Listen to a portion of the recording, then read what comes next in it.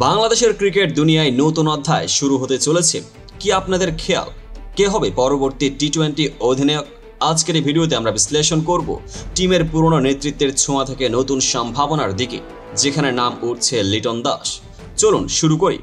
বাংলাদেশের 3 ফরম্যাটের অধিনায়ক ছিলেন নাজমুল হোসেন শান্ত, কিন্তু গত বছর টি-20 দলের নেতৃত্ব ছাড়ার ঘোষণা দিয়ে ইতিহাসে এক নতুন মোড় তৈরি হয়। যখন ইনজুরির কারণে তিনি ওয়েস্ট ইন্ডিজ সিরিজে অংশ নিতে পারেননি, তখন লিটন দাস দলের টিম ক্যাপ্টেনশিপের দায়িত্ব সামলেছিলেন এবং ক্যারিবিয়ানদের বিপক্ষে 3 ম্যাচে জয় নিয়ে দেখিয়েছেন তার নেতৃত্বের মূল্য।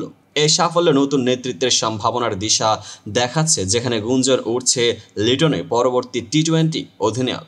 এখন বিসিবির সভাপতির ইশারায় দলের ভবিষ্যৎ নিয়ে আলোচনা শুরু হয়েছে। তিনি বলেন, আমরা সিদ্ধান্ত নেব, খুব শীঘ্রই জানা যাবে। এই মন্তব্য থেকে বোঝা যাচ্ছে নতুন নেতৃত্ব নির্বাচনে এখনও কোনো চূড়ান্ত ঘোষণা হয়নি, তবে লিটনের নাম সামনে আনা হচ্ছে। 2026 সালে ভারত ও শ্রীলঙ্কার যৌথ উদ্যোগে টি-20 বিশ্বকাপের আয়োজন হবে। এই গুরুত্বপূর্ণ ইভেন্টে প্রেক্ষাপটে দেশের ক্রিকেট প্রশাসন এখন থেকেই ভবিষ্যতের পরিকল্পনা শুরু করেছে। বোর্ডের সভাপতি জানিয়েছেন, ক্রিকেট অপারেশনসের সঙ্গে আলাপ করে একটা স্পষ্ট পলিসি তৈরির কথা, যা টিমের ভবিষ্যৎ নেতৃত্বকে প্রভাবিত করবে। এখানে তুলনামূলক বিশ্লেষণ করা যায়, যখন 2007 সালে তামিম, সাকিব ও মুশফিক লাইমলাইটে উঠেন, তখন বোর্ডের নির্দিষ্ট দিশা নির্দেশ ছিল। এখন একই প্রশ্ন, নতুন যুগে কী ধরনের নেতৃত্ব বাংলাদেশ ক্রিকেটকে এগিয়ে নেবে? এই প্রশ্নের উত্তর খুঁজতে আমাদের বিশ্লেষণ গভীর হবে। টেকনিক্যাল দৃষ্টিকোণ থেকে দেখা যায়, ক্রিকেটে নেতৃত্ব কেবল অভিজ্ঞতার কথা নয়, এটা কৌশল, মানসিকতা ও বর্তমান পরিস্থিতির উপযোগিতারও মিশ্রণ।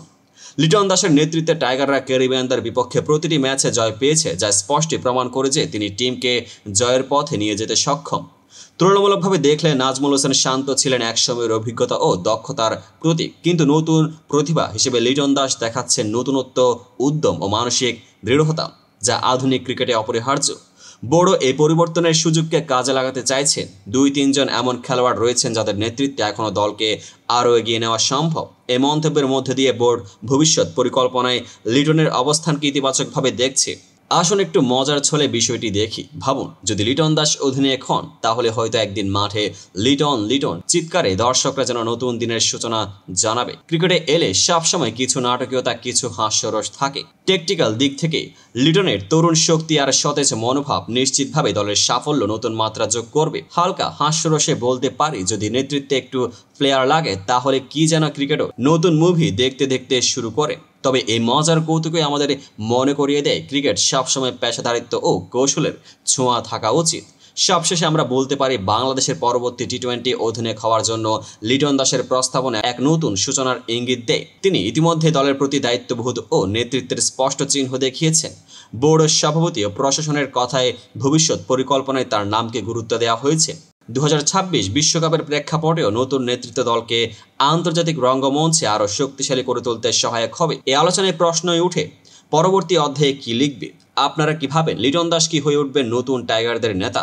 নিচে কমেন্টে আপনার মতামত জানাতে ভুলবেন না। ভিডিওটি যদি আপনাদের ভালো লেগে থাকে, তাহলে লাইক, শেয়ার ও সাবস্ক্রাইব করতে ভুলবেন না। আরও বিশ্লেষণ ও টেকনিক্যাল নিউজ জানতে আমাদের চ্যানেলটিকে ফলো করুন, পেজটিকে ফলো করুন। ধন্যবাদ। পরবর্তী আপডেটে আবার দেখা হবে।